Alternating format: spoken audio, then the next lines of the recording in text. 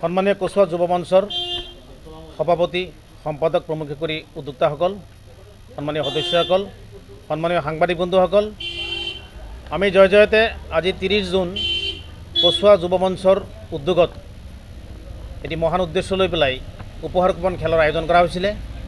এই খেলৰ টিকট ইতিমধ্যে উপহাৰ কুপনৰ টিকট ইতিমধ্যে বেচা বিক্ৰী হৈ আছিলে।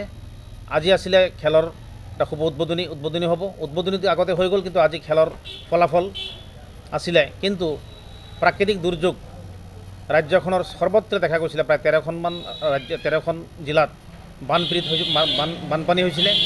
আমাৰ বৃহত্তৰ কচুৱা কামপুৰৰ কপিলী আৰু বৰপানী নদীৰ যিটো গৰাখহনীয়া হৈছিলে, হৈ পেলাই বিগত এই মাহটোতেই, চলিত মাহটো আৰু যোৱা মাহটোৰ ভিতৰত 15 দিন আগা পিছাকৈ দুটাকৈ ভয়াৱহ বানে ক্ষতিগ্ৰস্ত কৰিছে। ৰাস্তা পদূলি বৰবাদ কৰি পেলাইছিলে। যাতায়াত যোগাযোগ সম্পূৰ্ণৰূপে বিচ্ছিন্ন হৈ পৰিছিল। হাজাৰ হাজাৰ মানুহ বন্যাৰ্তসকলে আহি পেলাই নিজৰ ঘৰ বাৰী এৰি পেলাই আহি ৰাস্তাত আশ্ৰয় ল'ব লগা হৈছিল। ওখ ঠাই বিচাৰি তেওঁলোকে হাবাথুৰি খাব লগা হৈছিলে। পশুধনৰ ক্ষতিগ্ৰস্ত হৈছিলে। গতিকে যাতায়াত যোগাযোগ সমস্যা হোৱাৰ কাৰণে আমাৰ এই উদ্যোক্তাসকলে যিটো উপহাৰ কুপনৰ যিটো কুপন, এইটো চেল কৰিবলৈ বহুত যথেষ্ট পৰিমাণে সমস্যাৰ সৃষ্টি হৈছিল।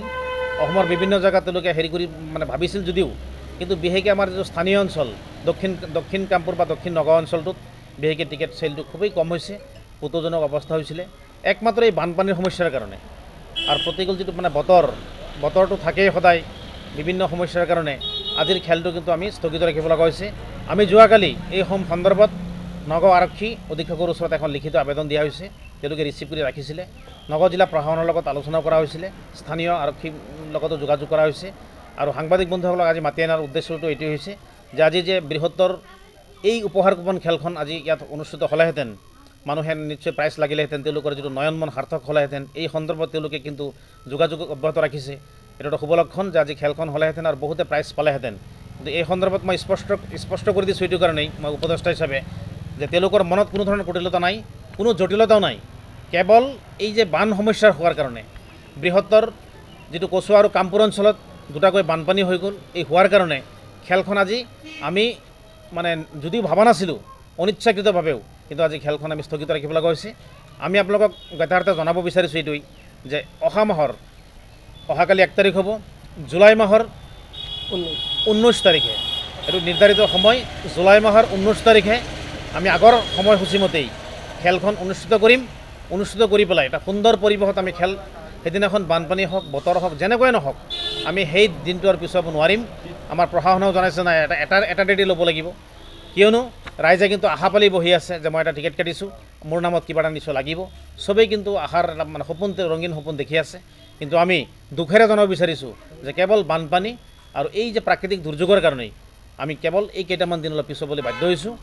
আমি কমিটিৰ হৈ পেলাই কচুৱা যুৱ মঞ্চই এটা চেণ্ট্ৰেল লাইব্ৰেৰী খোলাৰ উদ্দেশ্য লৈ পেলাই আপোনালোকৰ কাৰণে আমি টিকেট লৈ পেলাই গৈছিলোঁ যে কচুৱা অঞ্চলত সৰ্বপ্ৰথমবাৰৰ কাৰণে এটা চেণ্ট্ৰেল লাইব্ৰেৰী হ'ব, কেন্দ্ৰীয় লাইব্ৰেৰী ঘৰ এটা নিৰ্মাণ কৰা হ'ব। এই পইচা যিটো ৰাহি হ'ব তাৰে কোনো পইচাটো নাখায়, সেই পইচা দি পেলাই এটা মহান উদ্দেশ্য লৈ এটা লাইব্ৰেৰী ঘৰ নিৰ্মাণ কৰিব। গতিকে দেখা গৈছে যে আমাৰ এই যে টিকেট যে চেল কম হৈছে, যাৰ কাৰণে এটা সমস্যাৰ সৃষ্টি হৈছে।